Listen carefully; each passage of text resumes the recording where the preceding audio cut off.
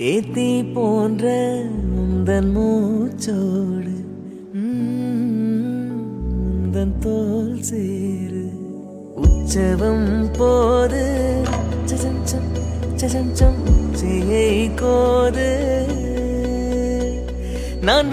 வேறாய் அடவே தேனே ஒரு பால் பார்வை உன்னை பார்த்தேனே பெண்ணேனே பெண்ணல்ல அக்ஷய பாத்திரம் பெண் என்ற கோப்பைக்குள் நான் விழுந்தேன் ஆரோடு தேன் கொண்டு வாய் கலந்து